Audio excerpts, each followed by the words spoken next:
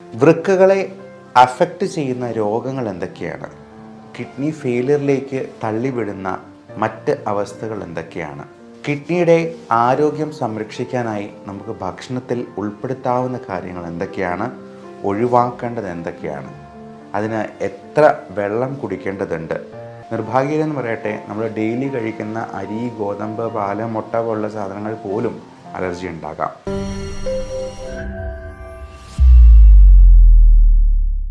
വൃക്കകൾ നമ്മുടെ ശരീരത്തിലെ രക്തം ശുദ്ധീകരിക്കാൻ വളരെ പ്രധാനപ്പെട്ട രണ്ട് അവയവങ്ങൾ. ബീൻ ഷേപ്ഡ് എന്നാണ് അതിനെ വിശേഷിപ്പിക്കുക. അതായത് ബീൻസിൻ്റെ വലിയ രണ്ട് ആകൃതിയിലുള്ള വൃക്കകൾ അതിൻ്റെ ആരോഗ്യത്തിനും വളരെയധികം സഹായിക്കുന്ന ഒന്നാണ് ബീൻസ് എന്ന ഭക്ഷണ പദാർത്ഥം. വൃക്കകളെ അഫക്റ്റ് ചെയ്യുന്ന രോഗങ്ങൾ എന്തൊക്കെയാണ്? കിഡ്നി ഫെയിലിയറിലേക്ക് തള്ളിവിടുന്ന മറ്റ് അവസ്ഥകൾ എന്തൊക്കെയാണ്? കിഡ്നിയുടെ ആരോഗ്യം സംരക്ഷിക്കാനായി നമുക്ക് ഭക്ഷണത്തിൽ ഉൾപ്പെടുത്താവുന്ന കാര്യങ്ങൾ എന്തൊക്കെയാണ്? ഒഴിവാക്കേണ്ടത് എന്തൊക്കെയാണ്? അതിന് എത്ര വെള്ളം കുടിക്കേണ്ടതുണ്ട്? കിഡ്നിയുടെ രോഗം വന്നു കഴിഞ്ഞാൽ വെള്ളം കുടിക്കുന്നതിൽ റെസ്ട്രിക്ഷൻ ഉണ്ടാക്കേണ്ടതുണ്ടോ? അത് എത്രത്തോളം കുറയ്ക്കണം? തുടങ്ങിയ കാര്യങ്ങളെക്കുറിച്ചെല്ലാം നമുക്ക് ഇന്നൊന്ന് ഡിസ്കസ് ചെയ്യാം. നിങ്ങൾ പലപ്പോഴും കേട്ടിട്ടുണ്ടാവാം, പ്രമേഹമുള്ള അല്ലെങ്കിൽ BP ഉള്ള ആളുകൾക്ക് കുറച്ച് നാളുകൾ കഴിയുമ്പോഴത്തേക്കും കിഡ്നി ഫെയിലിയറായി വരുന്നത്. നമ്മൾ ഷുഗറിൻ്റെ കാര്യം പിന്നെയും കുറച്ചുകൂടി കേട്ടിട്ടുണ്ടാവാം. എന്നാൽ BP-യിൽ നിന്ന് കിഡ്നി ഫെയിലിയർ ഉണ്ടാകുന്ന ഹൈപ്പർടെൻസീവ് നെഫ്രോപ്പതി എന്ന് പറയുന്ന ഒരു കണ്ടീഷനെ പറ്റി പലർക്കും അത്ര തന്നെ അറിവുള്ളതല്ല. ഡയബറ്റിക് നെഫ്രോപ്പതി ഉണ്ടാകാം എന്നുള്ളതൊക്കെ പലർക്കും അറിയാം. എന്നാൽ അത് കിഡ്നിയുടെ മരുന്ന് കൊണ്ടുള്ള ഉപയോഗത്തിൽ നിന്ന് വരുന്ന ഫെയിലിയർ ആണ് എന്നാണ് പലരുടെയും തെറ്റിദ്ധാരണ. എന്നാൽ അങ്ങനെയല്ല. കിഡ്നി ഫെയിലിയർ ഉണ്ടാകുന്ന ഡയബറ്റിക് രോഗികളിൽ അല്ലെങ്കിൽ BP രോഗികളിൽ 90% അത് മരുന്ന് കഴിക്കാതെ കുറേ നാളുകൾ കൊണ്ട് കിഡ്നിയിലുണ്ടാകുന്ന ഡാമേജ് ഒരു ഘട്ടത്തിൽ അത് പുറത്ത് വരുന്നത്. അത് മരുന്ന് കഴിക്കുമ്പോഴും ചിലപ്പോൾ അത് കൺട്രോൾ അല്ലാണ്ട് പോയേക്കാം. എന്നാൽ പെട്ടെന്നൊരു ദിവസം അത് പുറത്ത് വരുമ്പോൾ ആൾക്കാർ വിചാരിക്കുക മരുന്ന് കഴിച്ചിട്ടാണ് ഇത് ഫെയിലിയർ ആവുന്നത് എന്നാണ്. എന്നാൽ അങ്ങനെയല്ല. അത് കുറേ വർഷങ്ങൾ കൊണ്ട് ഈ ഡാമേജ് ഇങ്ങനെ കൂടിക്കൂടി വന്ന് അവസാനം ഫെയിലിയറിലേക്ക് എത്തുകയാണ് ചെയ്യുക. എന്നാൽ ചില മരുന്നുകൾ തീർച്ചയായിട്ടും കിഡ്നിക്ക് ഫെയിലിയർ ഉണ്ടാക്കുന്നുണ്ട്. ഉദാഹരണത്തിന് വേദന സംഹാരികൾ, NSAIDs ഗ്രൂപ്പിൽ പെടുന്ന പാരസെറ്റമോൾ ആണെങ്കിലും ഡൈക്ലോഫിനാക് പോലുള്ള മരുന്നുകളെല്ലാം ഓവർ ദ കൗണ്ടർ മെഡിസിനായിട്ട് ഡോക്ടർമാരൊന്നും ഒരിക്കലും ഒത്തിരി കൂടുതൽ കൊടുക്കുകയില്ല. അത് 1-2 എണ്ണം മാക്സിമം കഴിക്കാനായിട്ടേ പറയത്തുള്ളൂ. അത് 3-4 എണ്ണം വെച്ച് മാസങ്ങളോളമൊക്കെ കഴിക്കുമ്പോഴത്തേക്കുമാണ് കിഡ്നി ഫെയിലിയർ ഉണ്ടാവുക. കഴിവതും വേദന സംഹാരികൾ ഒഴിവാക്കാൻ തന്നെയാണ് ഞാൻ എൻ്റെ രോഗികളോട് പറയാറുള്ളത്. വേദന അത്ര അധികം ഉണ്ടെങ്കിൽ മാത്രം നമുക്ക് ഒരു ഗുളികയോ എല്ലാം കഴിക്കാവുന്നതാണ്. അത് ഡെയിലി 2-3 വെച്ച് കഴിക്കാൻ പാടില്ല എന്ന് ഞാൻ ഓരോ രോഗിയുടെ അടുത്തും പ്രത്യേകം പറയാറുണ്ട്. ഞാൻ ഒരു 5-8 ഗുളിക അല്ലാണ്ട് അതിൽ കൂടുതൽ കൊടുക്കാറുമില്ല. അതുപോലെ non judicious use of antibiotic, എന്ത് അസുഖം വന്നാലും ഒരാവശ്യവുമില്ലാണ്ട് ആൻറ്റിബയോട്ടിക് എടുക്കുന്നതിനെയാണ് ഈ നോൺ ജുഡീഷ്യസ് യൂസ് എന്ന് പറയുന്നത്. അങ്ങനെ വരുമ്പോഴും കിഡ്നിക്കും ലിവറിനുമൊക്കെ ചിലപ്പോൾ പ്രശ്നങ്ങളുണ്ടാകാം. മാത്രമല്ല ആൻറ്റിബയോട്ടിക് റെസിസ്റ്റൻസ് പോലും ഉണ്ടാകാം. ഏറ്റവും പ്രധാനം, നമുക്ക് കൃത്യമായിട്ടുള്ള ജലാംശം ശരീരത്തിലുണ്ടാകാതെ പോകുന്ന രീതിയിൽ എന്തെങ്കിലും തരത്തിലുള്ള ഡീഹൈഡ്രേഷൻ ഉണ്ടാക്കുന്ന ഇൻഫെക്ഷൻസ്, അണുബാധകൾ, ഇപ്പോൾ പലപ്പോഴും പല കൊച്ചുകുട്ടികൾക്കാണെങ്കിലും ശരി, മുതിർന്നവർ വലിയ എൽഡർലി ആയിട്ടുള്ള ആൾക്കാർക്കാണെങ്കിലും ശരി, ഭക്ഷണം ശരിക്കും കഴിക്കാത്തതുകൊണ്ടും വെള്ളം കുടിക്കാത്തതുകൊണ്ടും ഉണ്ടാകുന്ന നിർജ്ജലീകരണം തീർച്ചയായിട്ടും മൂത്രമുണ്ടാകുന്ന അവസ്ഥയെ അത് കുറച്ച് കളയും. അത് ഏതൊരു മെഷീൻ്റെയും കാര്യം ഓർത്താൽ മതി. ഇപ്പം നമുക്ക് നമ്മുടെ ശരീരത്തിൽ ആവശ്യത്തിന് ഓയിൽ കിട്ടാത്തതുപോലെ, നമ്മുടെ ഒരു ഓയിൽ എന്ന് പറയാവുന്നതാണ് ഈ ബ്ലഡ്. അപ്പോൾ ഒരു എൻജിന് ഓയിൽ കിട്ടാത്തതുപോലെയാണ് നമ്മുടെ ശരീരത്തിൽ ബ്ലഡ് കിട്ടാതെ പോകുന്നത്. അപ്പോൾ നമ്മുടെ ശരീരത്തിൻ്റെ എല്ലാ പ്രവർത്തനങ്ങളെയും അത് ബാധിക്കാനിടയുണ്ട്. അതുകൊണ്ട് ഒരു ദിവസം 3 ലിറ്ററെങ്കിലും വെള്ളം കുടിക്കാനായിട്ട് ആരോഗ്യവാനായ ഒരു വ്യക്തി പ്രത്യേകം ശ്രദ്ധിക്കണം. നമ്മൾ ഒരു കുപ്പി വെള്ളം എടുത്തു വെച്ച് അതിൽ 3 പ്രാവശ്യമെങ്കിലും നിറച്ച് കുടിക്കുന്നുണ്ടോ എന്നുള്ളത് ഉറപ്പ് വരുത്തുക. എന്നാൽ ചില അവസരങ്ങളിൽ കിഡ്നിക്ക് പ്രശ്നമുള്ളവർക്കോ അല്ലെങ്കിൽ ഹാർട്ടിൻ്റെ പമ്പിങ് ശരിയാകാതെ പോകുന്നവർക്കോ ലിവറിന് സിറോസിസ് പോലുള്ള അസുഖങ്ങൾ ബാധിച്ചിട്ടുള്ളവർക്കും ഒക്കെ ഫ്ലൂയിഡ് റെസ്ട്രിക്ഷൻ ഉണ്ടാകാം. അവർ ഇത്രയും വെള്ളം കുടിച്ചെന്നാൽ അത് മുഴുവൻ മൂത്രമായിട്ട് പുറന്തള്ളാനുള്ള ശേഷി നമ്മുടെ ആന്തരിക അവയവങ്ങൾക്കില്ലാണ്ട് വരുമ്പോൾ, അതിൻ്റെ പമ്പിങ് ശരിയായിട്ട് സംഭവിക്കാൻ ഹൃദയത്തിന് ശേഷിയില്ലാണ്ട് വരുമ്പോൾ ഒക്കെ ഫ്ലൂയിഡ് റെസ്ട്രിക്ഷൻ പറയാറുണ്ട്. അത് 1.5 ലിറ്ററിൽ താഴ്ത്തി കുടിക്കാൻ പോലും ചിലപ്പോൾ ഡോക്ടർമാർ നിർദ്ദേശിച്ചേക്കാം. അത് GFR എന്ന് പറയുന്ന ഗ്ലോമറുലർ ഫിൽട്രേഷൻ റേറ്റ് എന്ന് പറയുന്ന ചില കണക്കുകളുണ്ട്. അത് വെച്ചിട്ടാണ് നമ്മൾ ഇതിൻ്റെ ഫ്ലൂയിഡ് റെസ്ട്രിക്ഷൻ ഏകദേശം പറയുക. അത് 1.5 ലിറ്ററൊക്കെയാണ് സാധാരണഗതിയിൽ ആൾക്കാരോട് പറയുക.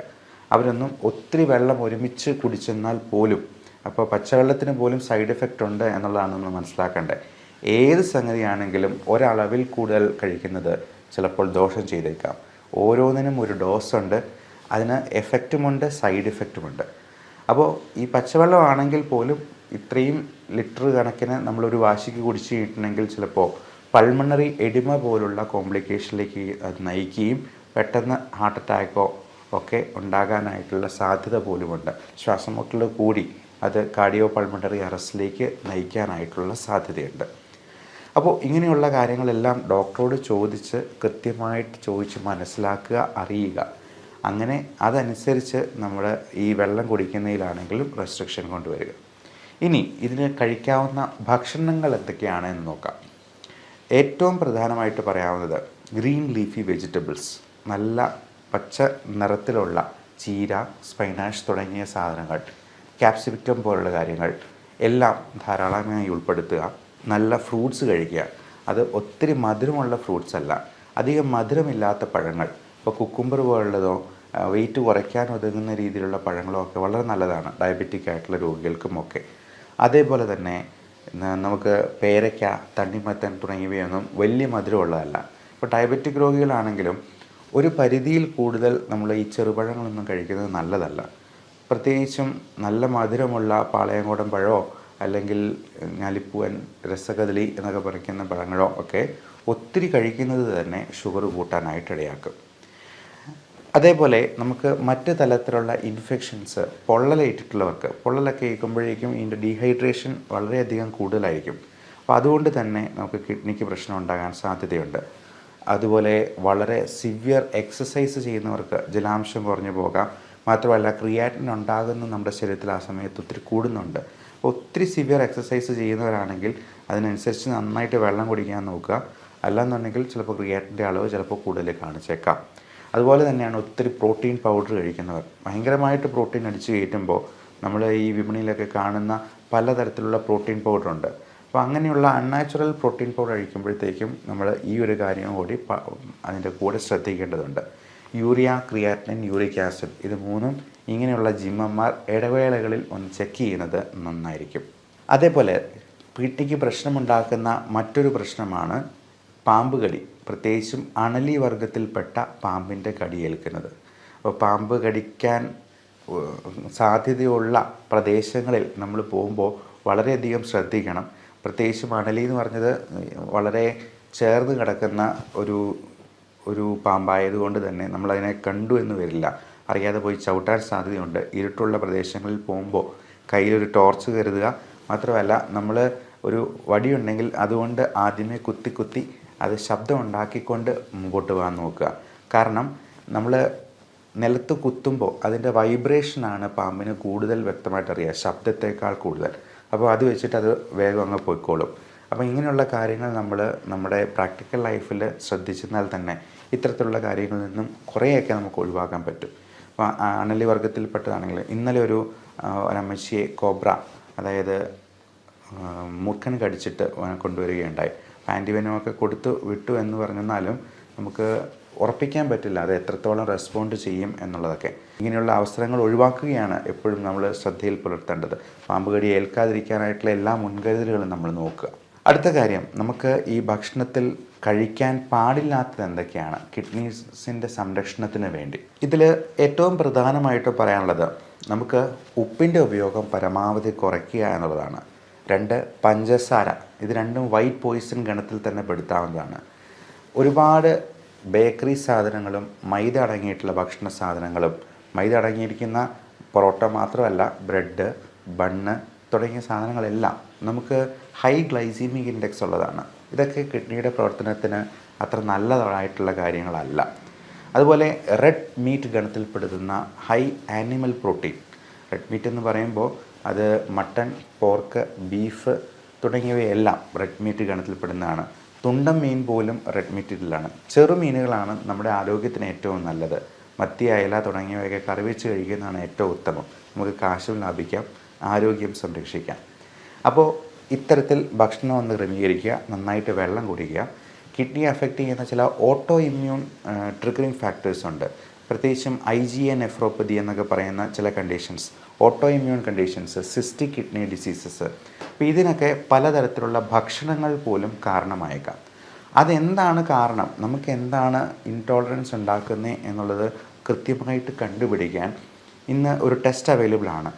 ആൻറ്റിജൻ സ്കിൻ പ്രിക്ക് ടെസ്റ്റ് എന്ന് പറയും. നമ്മൾ 71 അലർജൻസ് പാനലായിട്ട് ഇങ്ങനെ കയ്യിൽ വരച്ച് ഓരോ ഭക്ഷണത്തിൻ്റെയും റിയാക്ഷൻ വെച്ചിട്ട് നമുക്ക് കൃത്യം പറയാൻ പറ്റും എന്തിനോടാണ് നമുക്ക് അലർജി ഉള്ളത്. നിർഭാഗ്യമെന്ന് പറയട്ടെ, നമ്മൾ ഡെയിലി കഴിക്കുന്ന അരി, ഗോതമ്പ്, പാല്, മുട്ട പോലുള്ള സാധനങ്ങൾ പോലും അലർജി ഉണ്ടാകാം. അപ്പോൾ ഗോതമ്പിൻ്റെ അലർജിക്ക് നമ്മൾ ഗ്ലൂട്ടൻ ഇൻടോളറൻസ് എന്ന് പറയും. പാലിൻ്റെ അലർജിക്ക് ലാക്ടോസ് ഇൻടോളറൻസ് എന്ന് പറയും. ഇത് നോക്കിയാലല്ലാണ്ട് നമുക്കറിയാനേ പറ്റില്ല. നമ്മൾ ഡെയിലി ഇത് കഴിച്ചുകൊണ്ടിരിക്കും. ഇത് പലതരത്തിലുള്ള അലർജിക് പ്രോബ്ലംസും ഓട്ടോ ഇമ്മ്യൂൺ ട്രിഗേഴ്സ് മൂലമുണ്ടാകുന്ന മറ്റ് ഓട്ടോ ഇമ്മ്യൂൺ കണ്ടീഷൻസും ഒക്കെ ഉണ്ടാകാം. ഈ ഓട്ടോ ഇമ്മ്യൂൺ കണ്ടീഷൻ എന്ന് പറയുന്നത് നമ്മുടെ ശരീരത്തിലെ കോശങ്ങൾക്കെതിരെ നമ്മുടെ ശരീരം തന്നെ ആൻറ്റിബോഡീസ് ഉൽപ്പാദിപ്പിച്ച് പ്രതികരിക്കുന്ന ഒരവസ്ഥയാണ്. അപ്പോൾ ഇത്തരത്തിലുള്ള ടെസ്റ്റുകൾ അവൈലബിൾ ആണ്.